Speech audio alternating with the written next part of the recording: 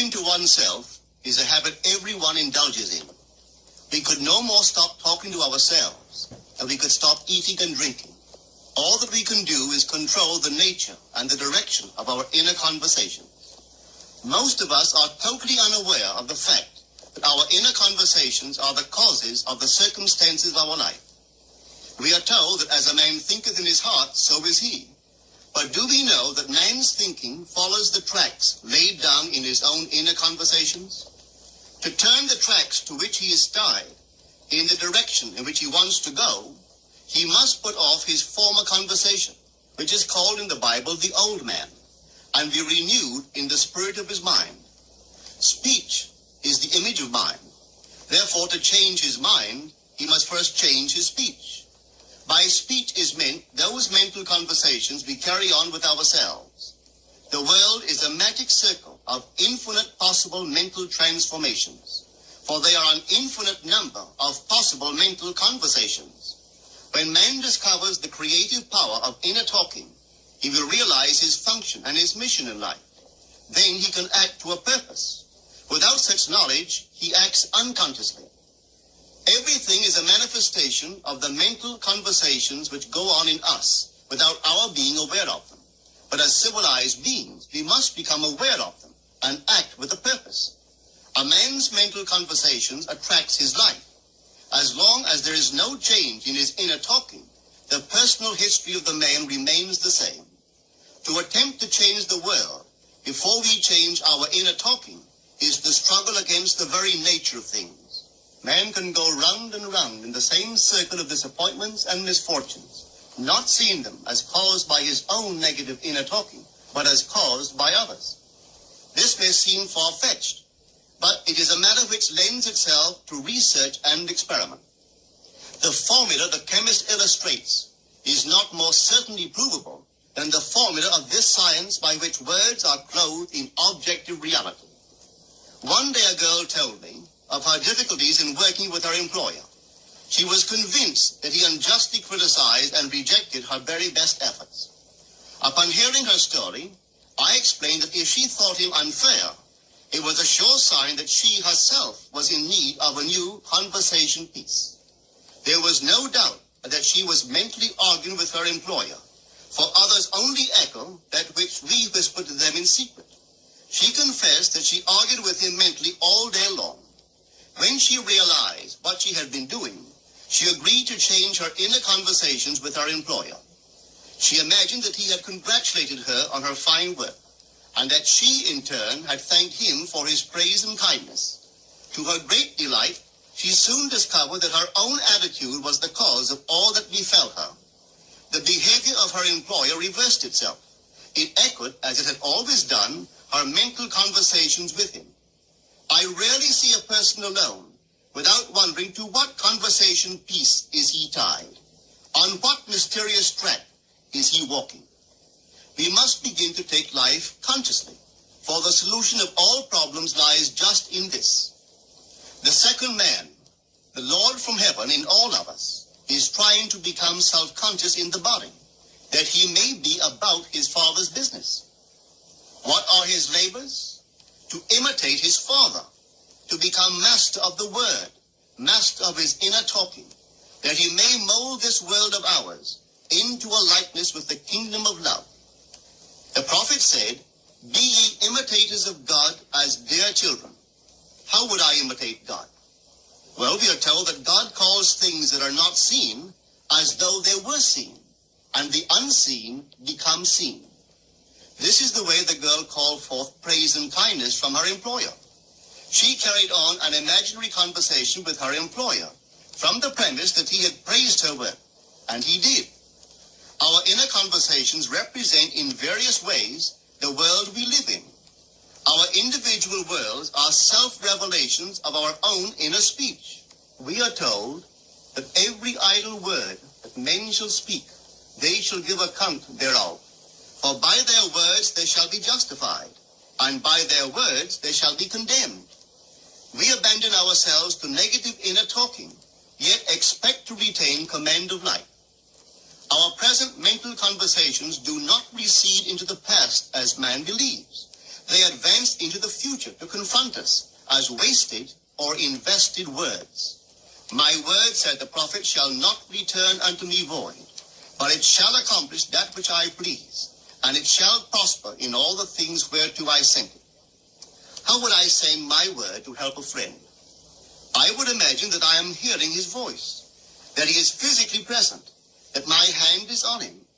I would then congratulate him on his good fortune, tell him, I have never seen him look better. I would listen as though I heard him. I would imagine that he is telling me he has never felt better, he has never been happier. And I would know that in this loving, knowing communion with another, a communion populous with loving thoughts and feelings, that my word was sent, and it shall not return unto me void, but it shall prosper in the thing whereto I sent it. Now is the accepted time. Now is the day of salvation. It is only what is done now that counts, even though its effects may not be visible until tomorrow.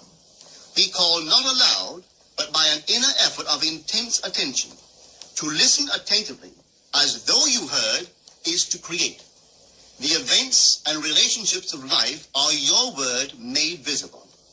Most of us rob others of their willingness and their ability to be kind and generous by our fixed attitudes towards them. Our attitudes unfold within us in the form of mental conversations.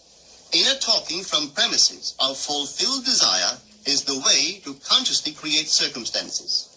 Our inner conversations are perpetually outpictured all around us in happenings. Therefore, what we desire to see and hear without, we must see and hear within.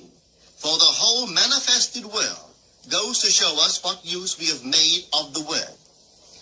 If you practice this art of controlled inner speaking, you too will know what a thrill it is to be able to say, and now I have told you before it come to pass, that when it is come to pass, ye might believe.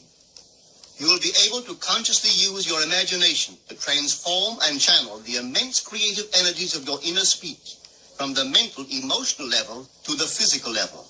And I do not know what limits, if any, there are to such a process. What is your aim? Does your inner talking match it? It must, you know. If you would realize your aim, or as the prophet asked, can two walk together except they be agreed? And of course the answer is no, they cannot. The two who must agree are your inner conversation and the state desired. That is, what you desire to see and hear without, you must see and hear within. Every stage of man's progress is made by the conscious exercise of his imagination, matching his inner speech to his fulfilled desire. As we control our inner talking, matching it to our fulfilled desires, we can lay aside all other processes. Then we simply act by clear imagination and intention. We imagine the wish fulfilled and carry on mental conversations from that premise. The right inner speech is the speech that would be yours were you to realize your ideal. In other words, it is the speech of fulfilled desire. Now you will understand how wise the ancient was when he told us in the Hermetica. There are two gifts which God has bestowed upon man alone and on no other mortal creature. These two are mind and speech, and the gift of mind and speech is equivalent to that of immortality. If a man uses these two gifts rightly, he will differ in nothing from the immortals. And when he quits his body, mind and speech will be his guides, and by them he will be brought into the troop of the gods and the souls that have attained to bliss. With the gift of mind and speech, you create the conditions and circumstances of life. In the beginning was the Word, and the Word was with God, and the Word was God. The Word, said Hermes, is Son, and mind is Father of the Word. They are not separate one from the other, for life is the union of word and mind. You and your inner talking or word are one. If your mind is one with your inner conversation, then to be transformed in mind is to be transformed in conversation. It was a flash of the deepest insight that taught Paul to write, "Put off the former conversation, the old man, which is corrupt, and be renewed in the spirit of your mind. Put on the new man, Put on the new man and be renewed in the spirit of your mind is to change your inner conversation, for speech and mind are one. A change of speech is a change of mind. The prophet Samuel said, "The Lord spake by me, and his word was in my tongue." If the Lord's word was in the prophet's tongue, then the Lord's mouth that uttered the word must be the prophet's mind. For inner conversations originate in the mind and produce little tiny speech movements in the tongue. The prophet is telling us that the mouth of God is the mind of man, that our inner conversations are the word of God, creating life about us as we create it within ourselves. In the Bible you are told that the word is very near to you, in your mouth and in your heart, that you may do it. See, I have set before you this day life and good, death and evil, blessings and cursings. Choose life. The conditions and circumstances of life are not created by some power external to yourself. They are the conditions which result from the exercise of your freedom of choice, your freedom to choose the ideas to which you will respond. Now is the accepted time. This is the day of salvation. Whatsoever things are of good report, think on these things. For your future will be formed by the word of God, which is your present inner talking. You create your future by your inner conversations. The worlds were framed by the word of God. That is your inner talking. See yonder fields? The sesamum was sesamum. The corn was corn. The silence and the darkness knew. So is a man's fate born. For ends run true to origins. If you would reap success, you must plant success. The idea in your mind, which starts the whole process going, is the idea which you accept as true. This is a very important point to grasp, for truth depends upon the intensity of imagination, not upon facts. When the girl imagined that her employer was unfair, his behavior confirmed her imagination. When she changed her assumption of him, his behavior reflected the change, proving that an assumption, though false, if persisted in, will harden into fact. The mind always behaves according to the assumption with which it starts. Therefore, to experience success, we must assume that we are successful. We must live wholly on the level of the imagination itself, and it must be consciously and deliberately undertaken. It does not matter if, at the present moment, external facts deny the truth of your assumption. If you persist in your assumption, it will become a fact. Signs follow. They do not precede. To assume a new concept of yourself is to that extent to change your inner talking or word of God, and is therefore putting on the new man. Our inner talking, though unheard by others, is more productive of future conditions than all the audible promises and threats of men. Your ideal is waiting to be incarnated, but unless you yourself offer it human parentage, it is incapable of birth. You must define the person you wish to be, and then assume the feeling of your wish fulfilled, in faith that that assumption will find expression through you. The true test of religion is in its use, but men have made it a thing to defend. It is to you that the words are spoken. Blessed is she that believed, for there shall be an accomplishment of those things which are spoken unto her from the Lord. Test it, try it.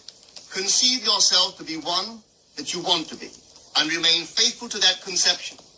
For life here is only a training ground for image making. Try it and see if life will not shape itself on the model of your imagination. Everything in the world bears witness of the use or misuse of man's inner talking.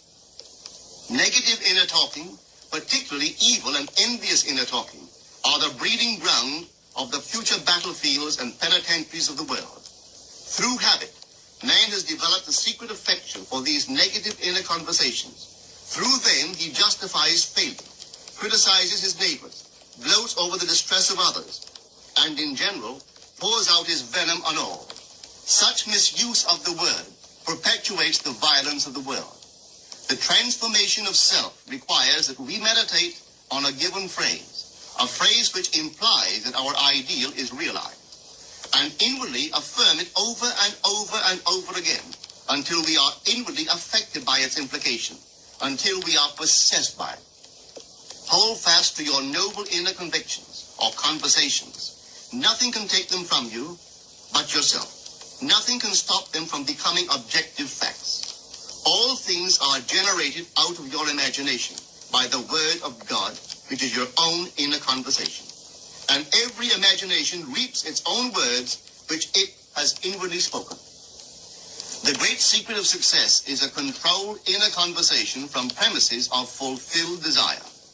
The only price you pay for success is the giving up of your former conversation, which belongs to the old man, the unsuccessful man. The time is ripe for many of us to take conscious charge in creating heaven on earth, to consciously and voluntarily use our imagination to inwardly hear and say only that which is in harmony with our ideal is actively bringing heaven to earth. Every time we exercise our imagination lovingly on behalf of another, we are literally mediating God to that one. Always use your imagination masterfully as a participant, not an onlooker. In using your imagination to transform energy from the mental, emotional level to the physical level, extend your senses. Look and imagine that you are seeing what you want to see, that you are hearing what you want to hear, and touching what you want to touch. Become intensely aware of doing so. Give your imaginary state all the tones and feeling of reality. Keep on doing so until you arouse within yourself the mood of accomplishment and the feeling of relief. This is the active, voluntary use of the imagination, as distinguished from the passive, involuntary acceptance of appearances. It is by this active, voluntary use of the imagination that the second man, the Lord from heaven, is awakened in man. Men call imagination a plaything, the dream faculty, but actually it is the very gateway of reality. Imagination is the way to the state desired. It is the truth of the state desired and the life of that state desired. Could you realize this fully, then would you know that what you do in your imagination is the only important thing. Within the circle of our imagination, the whole drama of life is being enacted over and over again. Through the bold and active use of the imagination, we can stretch out our hand and touch a friend 10,000 miles away and bring health and wealth to the parched lips of his being. It is the way to everything in the world. How else could we function beyond our fleshly limitations? But imagination demands of us a fuller living of our dreams in the present. Through the portals of the present, the whole of time must pass. Imagine elsewhere as here, and then as now. Try it and see. You can always tell if you've succeeded in making the future dream a present fact by observing your inner talking. If you are inwardly saying what you would audibly say, were you physically present and physically moving about in that place, then you have succeeded. And you could prophesy from these inner conversations and from the moods which they awaken within you what your future will be. For one power alone makes a prophet, imagination, the divine vision. All that we meet is our word made visible. And what we do not now comprehend is related by affinity to the unrecognized forces of our own inner conversations and the moods which they arouse within us. If we do not like what is happening to us, it is a sure sign that we are in need of a change of mental diet. For man, we are told, lives not by bread alone, but by every word that proceeds from the mouth of God. And having discovered the mouth of God to be the mind of man, a mind which lives on words or inner talking, we should feed into our minds only loving, noble thoughts. For with words or inner talking, we build our world. Let love's lordly hand raise your hunger and thirst to all that is noble and of good report. And let your mind starve ere you raise your hand to a cup love did not fill, or a bowl love did not bless, that you may never again have to say, what have I said? What have I done? O all-powerful human word.